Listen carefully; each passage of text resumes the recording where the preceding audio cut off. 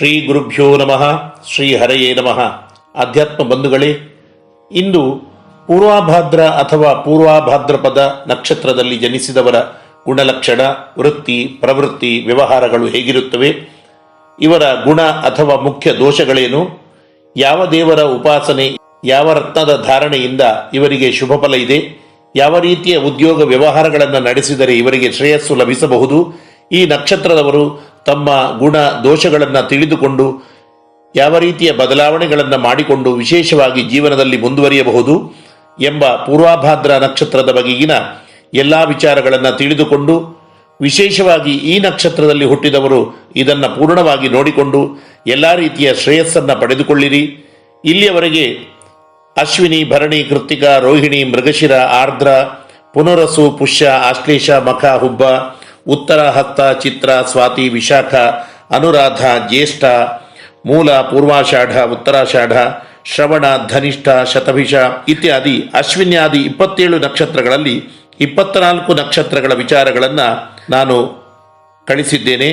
ತಾವೆಲ್ಲರೂ ಇದನ್ನು ನೋಡಿರಬಹುದು. ಇಲ್ಲಿಯವರೆಗೆ ತಾವು ನೋಡಿಲ್ಲದಿದ್ದರೆ ವಿಶ್ವನಾಥ್ ಭಟ್ ಎಂಬ ನನ್ನ ಹೆಸರನ್ನು, ಅದರೊಂದಿಗೆ ತಾವು ಹುಟ್ಟಿದ ನಕ್ಷತ್ರಗಳ, ತಮಗೆ ಬೇಕಾದ ನಕ್ಷತ್ರಗಳ ರಾಶಿಗಳ ಹೆಸರನ್ನು ಯೂಟ್ಯೂಬ್ನಲ್ಲಿ ಬರೆದು ಸರ್ಚ್ ಮಾಡಿದರೆ ಖಂಡಿತ ತಮಗೆ ಸಿಗುತ್ತದೆ. ಇಲ್ಲಿಯವರೆಗೆ ನನ್ನ ಚಾನಲ್ಗೆ ಸಬ್ಸ್ಕ್ರೈಬ್ ಆಗಿರದಿದ್ದರೆ ಆಗಿ, ತಮ್ಮ ಅನಿಸಿಕೆ, ಮೆಚ್ಚುಗೆ, ಸಂದೇಹ, ಪ್ರಶ್ನೆಗಳನ್ನು ಕಮೆಂಟ್ ಮೂಲಕ ತಿಳಿಸಿ. ನಮ್ಮ ಬೆಂಗಳೂರು, ಮುಂಬೈ ಜ್ಯೋತಿಷ ವಾಸ್ತು ಕಾರ್ಯಾಲಯವನ್ನು ಸಂಪರ್ಕಿಸ ಬಯಸುವವರು, ಹಾಗೆಯೇ ಆನ್ಲೈನ್ ಮೂಲಕವೂ ನಮ್ಮನ್ನು ಸಂಪರ್ಕಿಸ ಬಯಸುವವರು 9820118612 ಅಥವಾ 6361335709ಗೆ ಕರೆ ಮಾಡಬಹುದಾಗಿದೆ. ವೀಕ್ಷಕರೇ, ಅಶ್ವಿನಿ ಆದಿ 27 ನಕ್ಷತ್ರಗಳಲ್ಲಿ 25ನೇ ನಕ್ಷತ್ರವಾದ ಈ ಪೂರ್ವಭಾದ್ರ ನಕ್ಷತ್ರಕ್ಕೆ ಜನನ ಕಾಲದಲ್ಲಿ ಗುರು ಮಹಾದೇಶಿಯು ಆಗಿದ್ದು, ಗುರು ಬೃಹಸ್ಪತಿಯು ಅತ್ಯಂತ ಪ್ರಭಾವಶಾಲಿಯಾಗಿ ಪರಿಣಮಿಸುತ್ತಾನೆ. ಸಿಂಹ ಮೃಗವಾದ್ದರಿಂದ ಇವರೆದುರು ಬರುವ ಶತ್ರುಗಳನ್ನ ಸಿಂಹದಂತೆ ಎದುರಿಸುವ ಧೈರ್ಯ, ಸ್ಥೈರ್ಯ, ಆತ್ಮವಿಶ್ವಾಸಗಳು ಇವರಿಗೆ ಪ್ರಾಪ್ತಿಯಾಗುತ್ತಿದ್ದು, ಮನುಷ್ಯಗಣ, ನವಿಲು ಪಕ್ಷಿ, ಅಜೈಕಪಾತ್ ಎಂಬ ದೇವತೆಯು ಸ್ವಾಮಿಯಾಗಿದ್ದಾನೆ. ಮೊದಲ 3 ಪಾದಕ್ಕೆ ಕುಂಭರಾಶಿಯು, ಉಳಿದ 1 ಪಾದಕ್ಕೆ ಮೀನರಾಶಿಯೂ ಆಗಿರುತ್ತದೆ. ಕುಂಭರಾಶಿಗೆ ಸ್ವಾಮಿ ಶನಿಯು, ಮೀನರಾಶಿಗೆ ಗುರುವು ಒಡೆಯರಾಗಿರುತ್ತಾರೆ. ಅಧ್ಯಯನ, ಅಧ್ಯಾಪನದಲ್ಲಿ ವಿಶೇಷ ಆಸಕ್ತಿ ಇರುವ ಇವರು ಉತ್ತಮ ವಿದ್ವಾಂಸರು, ಕವಿ, ಸಾಹಿತಿಗಳು, ಲೇಖಕರು ಸಹ ಆಗಬಹುದಾಗಿದೆ.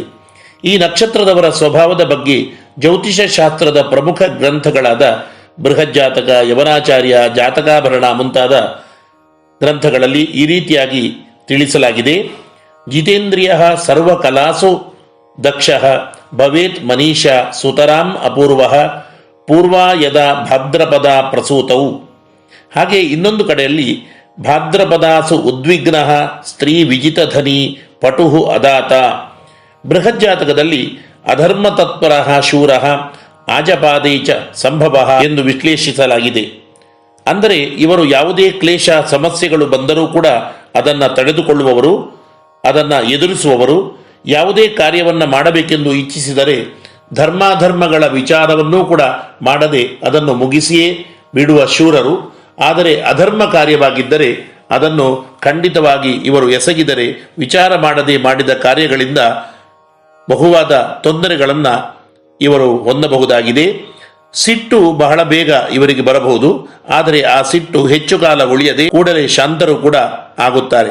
ಯಾವಾಗಲೂ ಸ್ವಲ್ಪ ಆತುರತೆ, ಕಳವಳ, ಉದ್ವಿಗ್ನತೆಯಿಂದ ಇವರ ಜೀವನ ಕುಡಿರುತ್ತದೆ. ಸಾಂಸಾರಿಕವಾದ, ಆರ್ಥಿಕವಾದ ಚಿಂತೆಗಳು ಸದಾ ಇವರಿಗೆ ತೊಂದರೆಯನ್ನು ಕೊಡಬಹುದಾಗಿದೆ.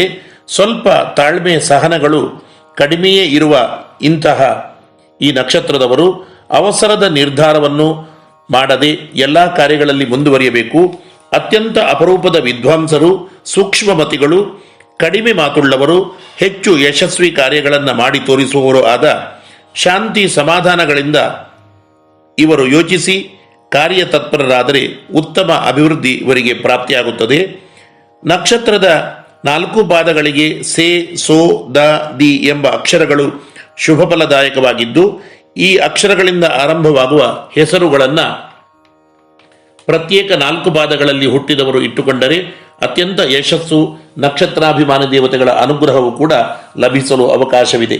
ವಾತ ಪ್ರಕೃತಿಯಾದ್ದರಿಂದ ಯಾವಾಗಲೂ ವಾಯು ಪ್ರಕೋಪ, ಗ್ಯಾಸ್ಟ್ರಿಕ್, ಆಸಿಡಿಟಿ ಮುಂತಾದ ರೋಗಗಳು, ನರವಾತ, ಗಂಟು ಬೇನೆಗಳ ತೊಂದರೆಗಳು ಕೂಡ ಆಗಾಗ ಪೀಡಿಸಬಹುದಾಗಿದೆ. ಒಮ್ಮೊಮ್ಮೆ ಅತ್ಯಂತ ನಿಷ್ಠುರವಾಗಿ ಕಟುವಾಗಿ ಮಾತನಾಡುವ ಇವರು ಹೊಗಳಿಕೆ ಪ್ರಶಂಸೆಗೆ ಬಗ್ಗುವವರು.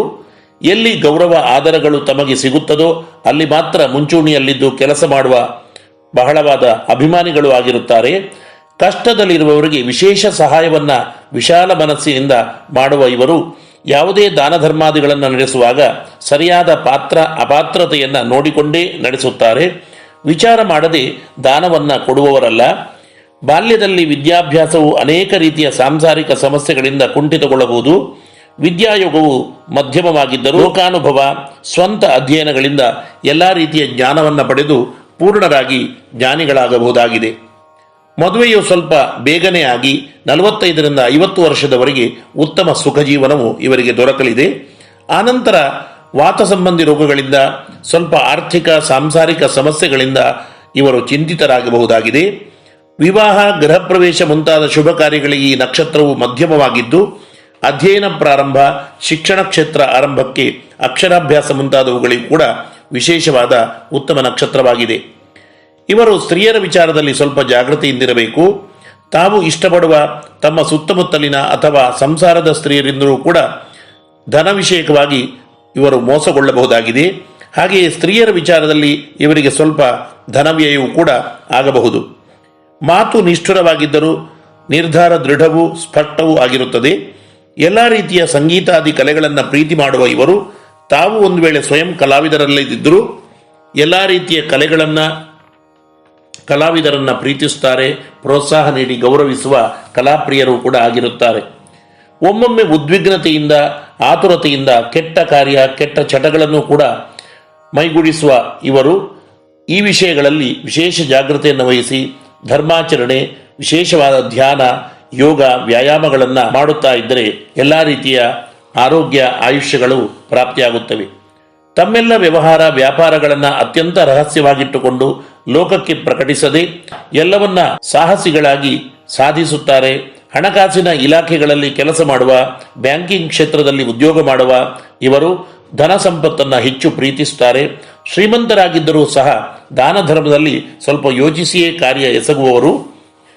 ವಿಶೇಷವಾದ ಧರ್ಮ ಕಾರ್ಯಗಳನ್ನು ನಡೆಸದಿದ್ದರೂ ಸಾಮಾಜಿಕವಾಗಿ ಎಲ್ಲ ರೀತಿಯ ಸೇವೆ, ಉತ್ತಮ ಕಾರ್ಯಗಳನ್ನು ಮಾಡಬಹುದಾಗಿದೆ. ಗುರು ಬೃಹಸ್ಪತಿಯ ಹಾಗೆಯೇ ತಮ್ಮ ತಮ್ಮ ಗುರುಗಳ, ಯತಿಗಳ, ಮಠಾಧೀಶರ ಹಾಗೆಯೇ ರಾಘವೇಂದ್ರ ಶ್ರೀಗಳವರ ಪೂಜೆ, ಆರಾಧನೆ, ಪ್ರಾರ್ಥನೆ, ಮಠ ಮಂದಿರ ದರ್ಶನಾದಿಗಳನ್ನು ಹಾಗೆಯೇ ಪಾರ್ವತೀಪತಿ ಶಿವನ ಆರಾಧನೆಯನ್ನು ಶ್ರದ್ಧಾಭಕ್ತಿಯಿಂದ ಇವರು ನಡೆಸುತ್ತಾ ಇದ್ದಲ್ಲಿ ಶ್ರೇಯಸ್ಸು ವಿಶೇಷವಾಗಿ ಲಭಿಸುತ್ತದೆ.